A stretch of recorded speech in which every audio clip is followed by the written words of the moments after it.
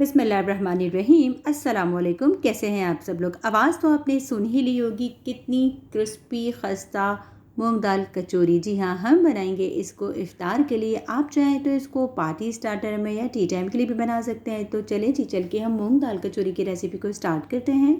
मूंग दाल कचौरी बनाने के लिए ये हैं हमारे कुछ मसाले। इसमें है 2 टेबलस्पून साबुत धनिया, 1 टेबलस्पून है साबुत काले मिर्च, 1 टेबलस्पून है सौंफ, 1 टेबलस्पून है ज़ीरा और 4 से 5 है इसके अंदर साबुत लाल मिर्च। और ये लिया है मैंने 2 कप मैदा कचौरी का आटा गूंदने के लिए। इसका हम अच्छे से एक पहले मोइन बनाएंगे। 2 कप मैदे को मैंने अच्छे से छान लिया था। 1 टीस्पून चला गया है इसके अंदर लाहौरी सेंधा नमक, और उसके बाद जाएगी इसके अंदर हाफ़ टी स्पून के करीब अजवाइन।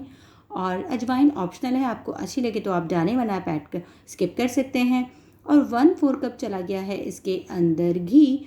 आप ऑयल का भी इस्तेमाल कर सकते हैं। हम इसका बनाएंगे अच्छा सा एक मोइन। मोइन बनाने के लिए हाथों की मदद से हम इसको रब करेंगे। और आप देखिएगा, जब ये अच्छे से एक आपस में मिक्स हो जाए तो आपका एक अच्छा सा मोइन समझ लें कि रेडी हो गया है। दोनों हाथों की मदद से भी आप इसको मिक्स कर सकते हैं। आप देखें, इस तरह से ये कच्चा सा मोइन बन गया है। हम इसकी एक नॉर्मल डो तैयार कर लेंगे। ना तो डो बहुत ज़्यादा सख्त होनी चाहिए और ना ही बिल्कुल नरम। आप अभी देख सकते हैं, आपको अंदाज़ा हो जाएगा कि मैंने किस तरह की डो बनाई है। डो बहुत ज़्यादा सख्त नहीं होनी चाहिए बिल्कुल। हम थोड़ा नरम आटा गूंदेंगे। सख्त आटा जिस तरह समोसों का आटा गूंदते हैं ना, इस तरह का नहीं। हम बना रहे हैं कचौरी, आप देखें इतना नरम। और हम एक गीला कपड़ा या गीला टावल करके हम इसको ढक के रख देंगे तकरीबन आधे घंटे के लिए, ताकि हमारा जो ये आटा है वो अच्छे से सेट हो जाए। आप चाहें तो गेहूं के आटे की भी कचौरियाँ बना सकते हैं। आधे घंटे के लिए मैं इसको रेस्ट पे रख दूंगी बिल्कुल। और उससे पहले और उसके बाद हम चलते हैं अपनी मूंग दाल की तरफ। 4 घंटे पहले मैंने मूंग दाल को भिगो दिया था और छन्नी में डाल दिया है, ताकि इसका पानी अच्छे से स्ट्रेन हो जाए। हमें इसे में किसी भी किस्म का पानी, बिल्कुल मॉइस्चर नहीं चाहिए। और इसके बाद हम इसको दरदरा पीस लेंगे मिक्सी में डाल के, बिना पानी के। आप भी ध्यान रखिएगा कि दाल में किसी किस्म का पानी ना हो। ये है, मैंने लिया एक पैन में 3 टेबलस्पून ऑयल, और दाल को देखें मैंने इस तरह दरदरा पीस लिया है बिना पानी के। आपको नज़र आ रही है ना? आप भी मिक्सी में, चॉपर में इसको पीस लीजिएगा। और ये वो है साबुत मसाला जो हमने स्टार्ट में लिया था। मैंने 3 टेबलस्पून ऑयल में मसाले को डाल दिया है। मसाले को अच्छे से हम फ्राई करेंगे कि एक सोंधी सोंधी सी खुशबू आ जाए। और उसके बाद हम इसके अंदर ऐड कर देंगे बेसन। जी हाँ, हम इस्तेमाल करेंगे बेसन का, आधे कप बेसन का। लेकिन उससे पहले हम मसाले को अच्छे से फ्राई कर लिया। आधा कप चला गया है इसके अंदर बेसन। मसाले में हम बेसन को अच्छे से मिला लेंगे, क्योंकि बेसन जो है ना, जब हम दाल डालेंगे, जो दरदरी दाल हमने पीसी है, जिसको मैंने 3 से 4 घंटे पहले मूंग दाल को भिगो दिया था, दरदरी दाल जो हमने पीसी है, वो दाल हम इसके अंदर ऐड करेंगे, ताकि दाल में किसी भी किस्म का मॉइस्चर या पानी हो तो बेसन उसको सोख कर ले। आपने ध्यान रखना है, बस दाल में किसी किस्म का पीसते हुए भी पानी नहीं होना चाहिए।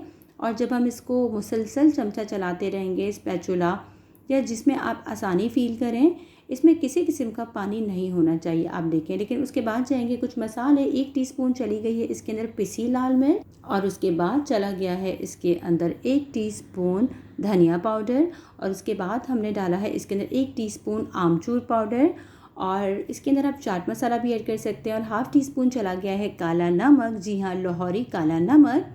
लाहौरी सेंधा नमक भी आराम से कराची में मिल जाता है, और काला नमक भी थोड़ा सा डाल दिया है मैंने चाट मसाला। ये ऑप्शनल है, आप चाहें तो ऐड करें, चाहे तो स्किप करें। 1 टीस्पून चली गई है कसूरी मेथी, और ये है इसका सीक्रेट हींग पाउडर।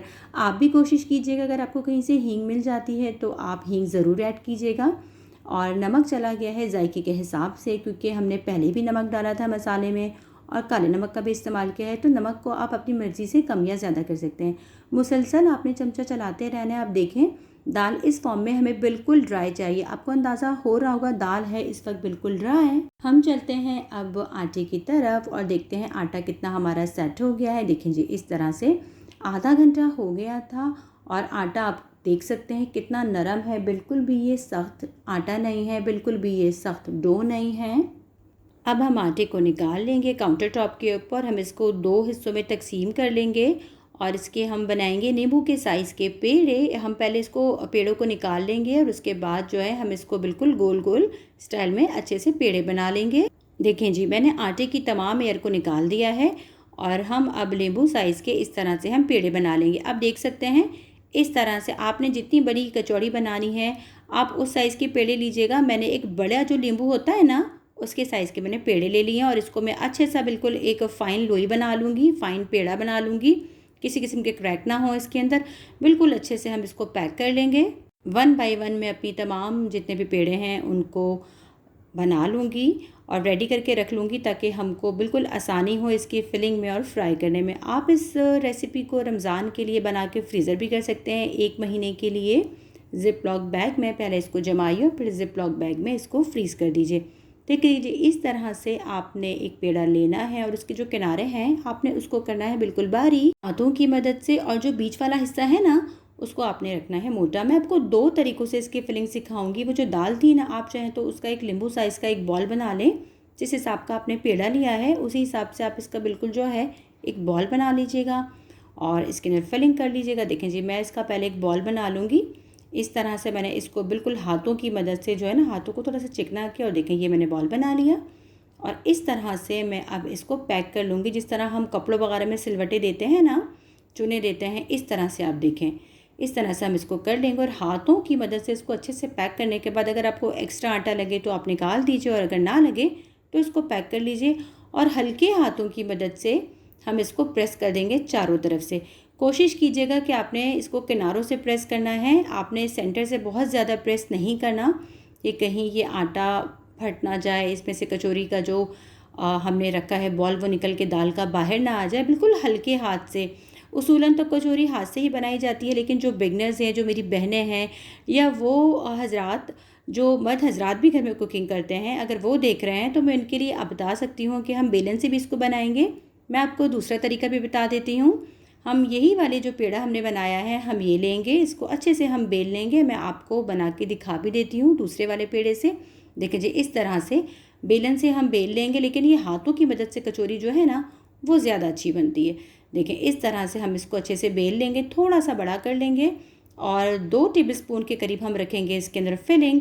और मेथड वही होगा, हाथों की मदद से हम इसको फुल पैक कर देंगे। आपको लगे कि आटा एक्स्ट्रा है तो आप इसको हटा सकते हैं आटे को, और आपको लगे कि नहीं जी ये बिल्कुल सही है इतनी क्वांटिटी आटे की, तो आप उसको पैक कर सकते हैं।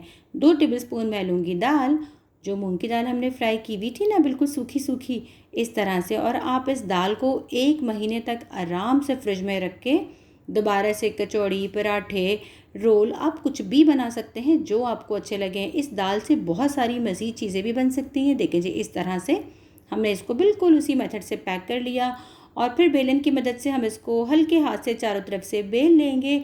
लेकिन आप भी कोशिश कीजिएगा कि हाथों की मदद से ही जो कचौड़ियाँ हैं ना वो बनाई जाए, तो उसका जो जायका और टेस्ट होता है ना वो बहुत अच्छा होता है और वो काफ़ी फूली फूली और फ्लफ़ी बनती हैं। कितनी आसान सी ये रेसिपी है और इतनी ज़बरदस्त सी है, बच्चे बड़े सबको ही पसंद आएगी। आप इसको इफ्तार में बना सकते हैं, टी टाइम में बना सकते हैं, या इसके अलावा जब कभी आपके यहाँ मेहमान आ जाएँ तो उनके लिए भी अगर ये फ्रिज में बनी पड़ी हो फ्रीज़र में तो आप इसको फ्राई करके उन्हें भी खुश कर सकते हैं। देखिए जी, बेलन की मदद से मैंने इस तरह से इसको बेल लिया है। आप भी कोशिश कीजिएगा कि ये बिल्कुल बैलेंस में रहे चारों तरफ से। और ऑयल हमें बिल्कुल भी गर्म नहीं चाहिए। एक पैन में मैंने ऑयल रखा है, बिल्कुल ये गर्म ना होने के बराबर है, और मैंने आँच को बिल्कुल मीडियम टू लो, बिल्कुल धीमी आँच रखी। आपको अंदाज़ा हो रहा होगा जब मैं कचौरियाँ डाल रही हूँ किसी भी किस्म की बबलिंग नहीं है, ऑयल वैसे का वैसे ही है जिस तरह ठंडा ऑयल होता है। मुझे तकरीबन कचौरियों को तलने में 15 से 20 मिनट लगे, क्योंकि हमें इसको बिल्कुल मीडियम टू लो फ्लेम पे तलना है, धीमी आंच पे। देखिए जी, कचौरियाँ माशाल्लाह से कैसी फूली फूली खस्ता कचौरियाँ बनी है ना, एकदम डिट्टो हलवाई स्टाइल। तो कैसी लगी ये मेरी रमज़ान स्पेशल रेसिपी? अगर मेरी रेसिपीज़ अच्छी लगी हैं तो प्लीज़ मेरे चैनल को लाइक करें, सब्सक्राइब करें, शेयर करें। फ़ी अमान अल्लाह, अल्लाह हाफ़िज़।